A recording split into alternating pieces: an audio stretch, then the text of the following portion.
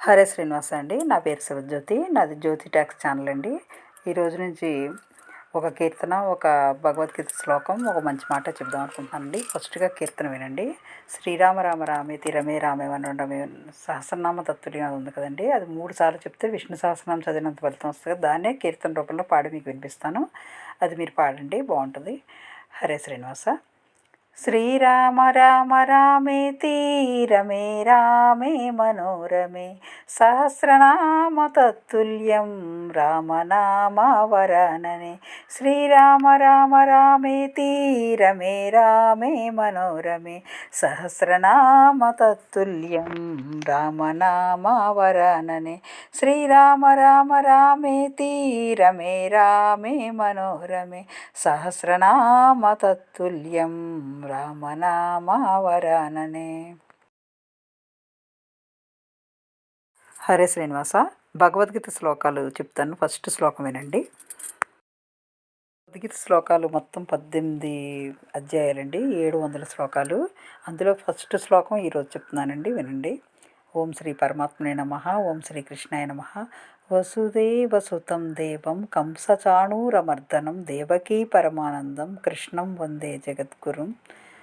భగవద్గీత శ్లోకం ప్రథమోధ్యాయ అర్జున విషాదయోగం అండి.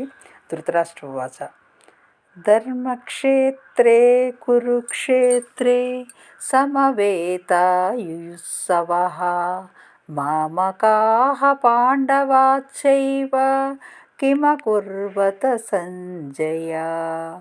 ధృతరాష్ట్రుడు పలికెను, ఓ సంజయ, యుద్ధ సన్నద్ధులైన ధర్మక్షేత్రమైన కురుక్షేత్రమునకు చేరి ఉన్న నా కుమారులను పాండుపుత్రులను ఏమి చేసిరి. ఇది ఫస్ట్ అధ్యాయంలో ఫస్ట్ శ్లోకం అండి.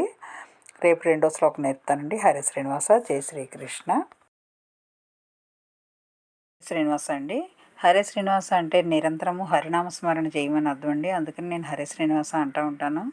జై శ్రీకృష్ణ, జై శ్రీరామ, హనుమాన్ ఏదో ఒకటి మనం నామం తలుచుకోవటమే కావాలండి. అందుకని నేను హరే శ్రీనివాస అంటూ ఉంటానండి. ఈరోజు హరే శ్రీనివాస ఛానల్లో, నాది పాత ఛానల్ హరే శ్రీనివాస 7841 ఛానల్ అండి. ఆ ఛానల్ రావడం లేదు, అందుకని ఇది జ్యోతి టాక్స్ అని కొత్త ఛానల్ పెట్టానండి, గమనించగలరు. నా పాత ఛానల్లో నన్ను సబ్స్క్రైబ్ చేసి, లైక్ చేసి, షేర్ చేసిన ప్రతి ఒక్కరికి పేరు పేరున ధన్యవాదములండి. ఆ ఛానల్ చాలా బాగా అందరూ చూసేవారండి, సబ్స్క్రైబ్ చేసేవారు. ఆ ఛానల్ రావట్లేదు, అందుకని ఇది జ్యోతి టాక్స్ అని కొత్త ఛానల్ పెట్టానండి, గమనించగలరు.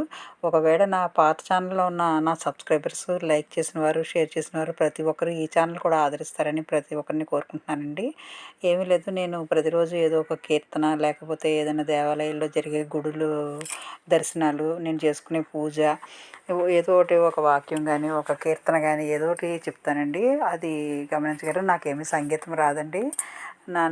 నాకు పెద్ద కీర్తన కూడా నేర్చుకోలేదండి. మామూలుగా నేను నేర్చుకుని పురంధరదాస్ కీర్తనలు అవి నేను నేర్చుకుని పాడటమేనండి. ఏమైనా తప్పులు ఉంటే క్షమించగలరు.